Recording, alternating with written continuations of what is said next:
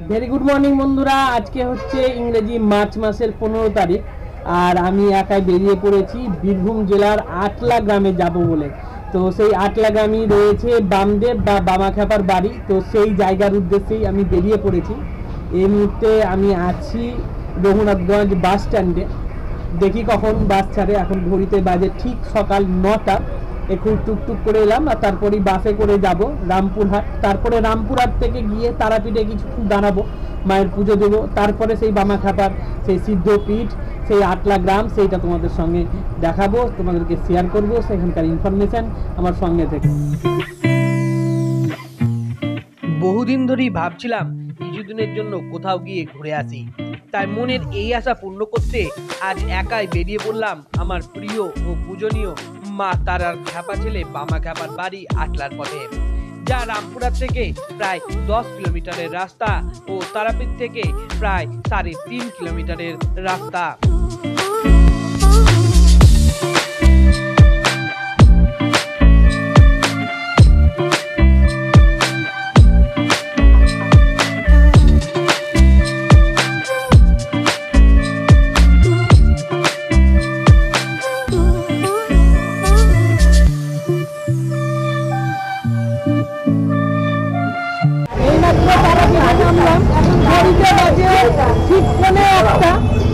আর রামপুরহাট থেকে রামপুরহাট তারাপীঠগামী একটা বাস করেছিলাম, মানে সেই বাসটাতে চেপে গেলাম।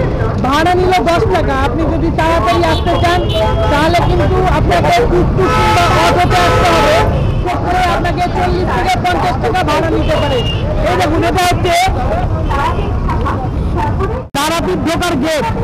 আর আমরা এলাম এদিক থেকে, এদিকে আছে রামপুরহাট, আবার এদিকেই যাবো আটলাতে। তো প্রথমে মনে করছি মায়ের একটু পুজো দিয়ে দিই, তারপরেই আমরা আবার যাব।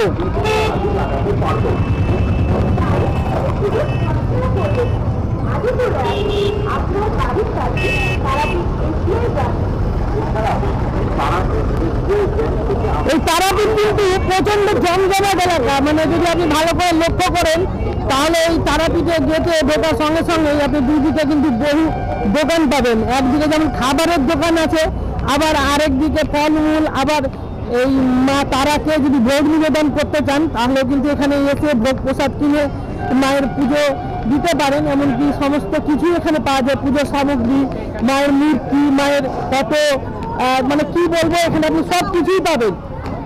এমনকি রাস্তার দুই ধারে রয়েছে বহু হোটেল, 500 থেকে শুরু করে 2500, 3000, মানে আপনি যে হিসাবে চাইছেন, AC, non AC, double bed, single bed, সেই হিসাবে কিন্তু পেতে পারেন। এই হোটেলগুলো অনলাইন কিংবা অফলাইন উভয় প্রকারই বুকিং হতে পারে।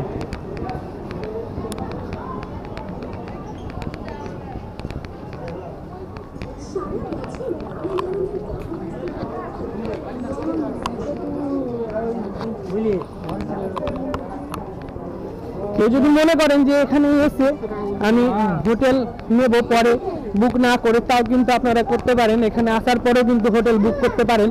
সেই ক্ষেত্রেও আপনারা হোটেলের রুম পেয়ে যাবেন, কারণ এখানে যে হোটেলের অ্যাভেলেবিলিটি সেটা অত্যন্ত বেশি রয়েছে।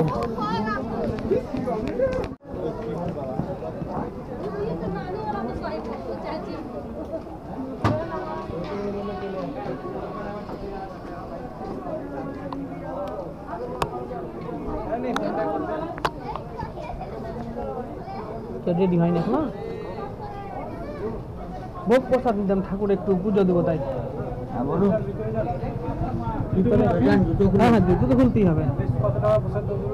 50 টাকার মধ্যে। এইমাত্র পুজো শেষ করে আমি মন্দির থেকে বেরোলাম। প্রচণ্ড ভিড় ছিল। আসলে এই তারাপীঠে প্রচণ্ড ভিড় হয়, প্রত্যেক দিনই ভিড় হয়। যদি মনে করেন যে আপনি তাড়াতাড়ি তারাপীঠ থেকে পুজো দিয়ে বাড়ি যাব, তাহলে কিন্তু আপনাকে অনেকটাই আগে আসতে হবে, মানে আর্লি ইন দ্য মর্নিংয়ে আসতে হবে। আর নাহলে কিন্তু আপনি অনেকটাই মানে দেরি করে ফেলবেন। আপনি যদি মনে করেন যে আগের দিন এসে আমি হোটেলে থাকবো, তাও করতে পারেন। আবার যদি মনে করেন যে বিকেলে আসবো, রাত্রিবেলায় আসবো, তাও কিন্তু করতে পারেন। কিন্তু সেই ক্ষেত্রে আপনাকে হোটেলে থাকতে হতে পারে। অনলাইন এবং অফলাইন উভয় প্রকারই কিন্তু হোটেল বুক হয়। তো যদি মনে করেন যে ডাইরেক্ট এখানে আসার পরে হোটেল বুক করব, তাও কিন্তু এখানে এসে করতে পারেন, তাতেও কিন্তু কোনো অসুবিধা নাই, কারণ এখানে প্রচুর হোটেল রয়েছে এবং আপনার বাজেটই রয়েছে 500, 1000, 1500, 2000, 2500 বিভিন্ন রেটের এখানে হোটেল আছে। তা নির্ভর করে আপনি কোন ক্লাসের আসলে রুমটা বুক করতে চাইছেন, এসি, নন এসি, না 3 বেড, না 4 বেড, না সিঙ্গেল বেড, এরকম বেডের ওপরেই এগুলো আপনার নির্ভর করে।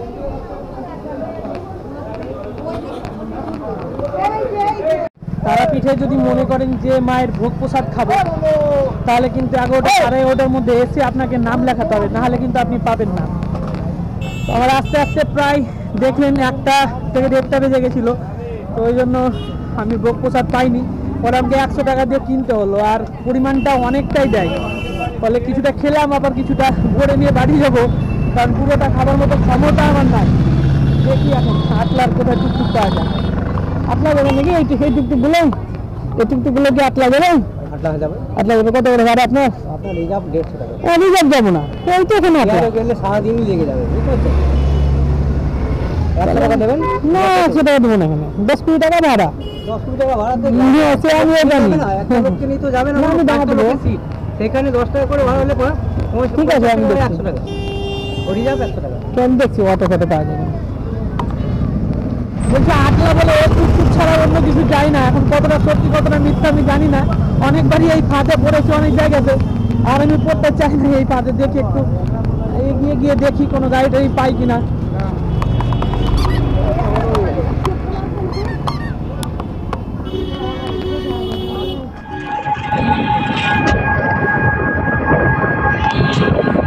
বাংলা 1244 সালের 12ই ফাল্গুন আর ইংরেজি 1837 সালের শিব চতুর্দশীর রাত্রে বাম লগ্নে আটলা গ্রামে পিতা সর্বানন্দ ও মাতা রাজকুমারী চট্টোপাধ্যায়ের ঘরে জন্ম নিলেন স্বয়ং শিবাবতার বামাখ্যাপা।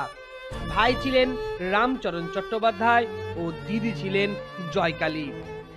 আমার সামনে রয়েছে বামাখ্যাপার বাড়ি, আর পিছনে থেকে গেল রামপুরহাট। চলো বামাখ্যাপার বাড়ি থেকে ঘুরে আসি। ওখানে ওই তো এখানে তো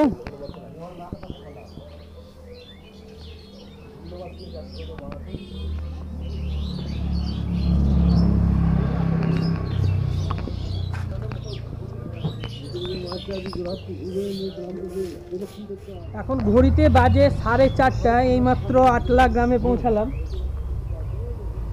কি বলছেন? ভোটটা নিয়েছি।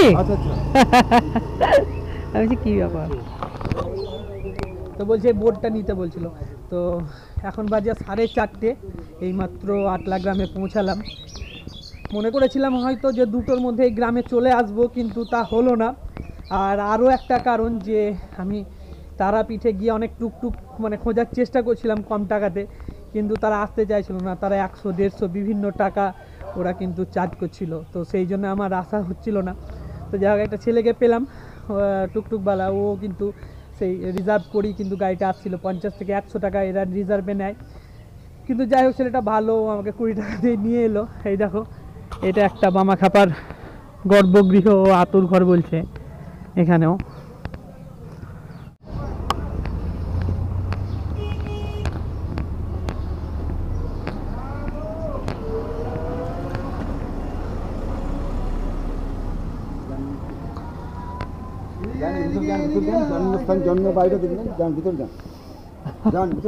সব জায়গায় ঢুকবো, চিন্তা না নাকি, অত ব্যস্ত করলে হবে না। বান্ধবের নাতি আপনারা, তাই তো? না, নাতিটা ভিতরে আছে। ও, নাতি ভিতরে আছে। আপনি এমনি গ্রামের? আমরা গ্রামের লোক।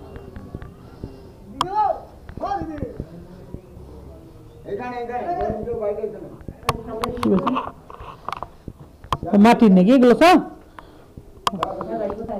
বাড়ি হচ্ছে রঘুনাথগঞ্জ দিদি আমার।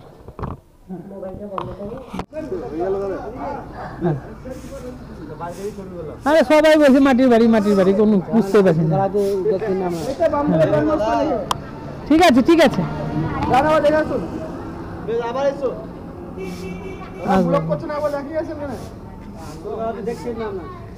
ঠিক আছে ঠিক আছে। আপনারা জানেন কি জানি না যে বামাখ্যাপার আসলে কোনো বংশধর নেই। তার একটি মাত্র ভাই ছিল রামচরণ বন্দ্যোপাধ্যায়, আর তার একটা দিদিও ছিল। তো রামচরণের 6 জনই মেয়ে ছিল, আর তাদেরই বংশ পরম্পরায় যারা মানে হয় যেসব পুত্ররা, তারাই কিন্তু এসব জায়গাটা তারা অ্যাকোয়ার করে আছে। আর সেই সূত্রেই কিন্তু তাদের এই জিনিসগুলো পাওয়া, আলাদা করে কিন্তু কিছুই না। আর মন্দিরগুলো কোথায় আছে এখানে? হ্যাঁ সব না। হ্যাঁ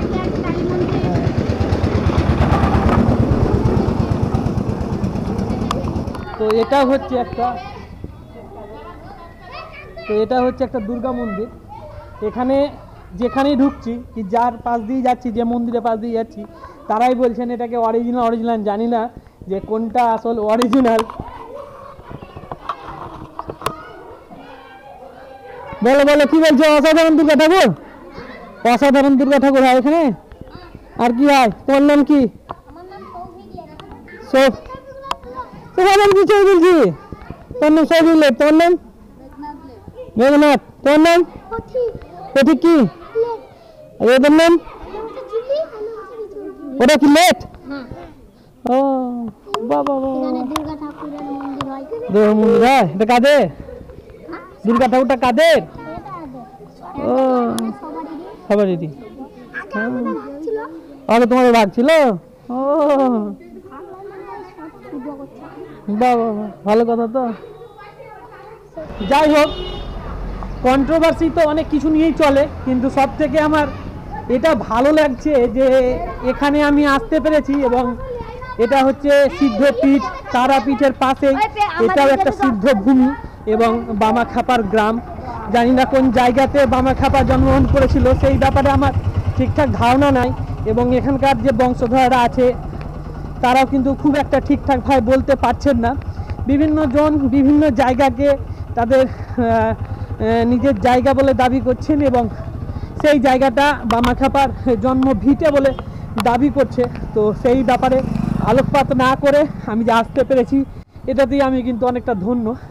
এখন যাচ্ছি একটা কালী মন্দির দর্শন করতে। আর তাই বললো যে গ্রামের শেষে বলে দুটো সব থেকে পুরাতন কালী মন্দির আছে, তো ওইখানেই আমরা যাব।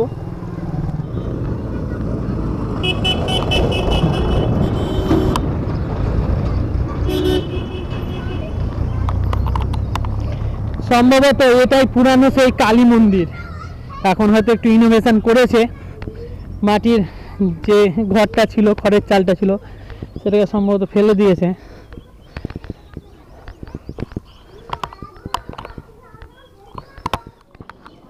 সব কিছু ঘুরে দেখতে দেখতে কখন যে 5টা বেজে গেছে বুঝতেই পারিনি। চলো এবার বাড়ির দিকে রওনা হওয়া যাক, কারণ বাড়ি যেতে প্রায় 2.5 থেকে 3 ঘন্টা সময় লাগবে। এখন যদি না বেরোয় তাহলে আবার রাত হয়ে যাবে। যে টুকটুকে করে এসেছিলাম সেই টুকটুকওয়ালাটা কি বললাম যে আবার ঘুরে এসে আমাকে যেন নিয়ে যায়, ও কারণ এখান থেকে তো যেসব জেনারেল টুকটুকগুলো বা লোকাল চেয়ার টুকটুকগুলো সেগুলো পাওয়া যাচ্ছে না। তো দেখি সে আর দাঁড়িয়ে আছে কিনা।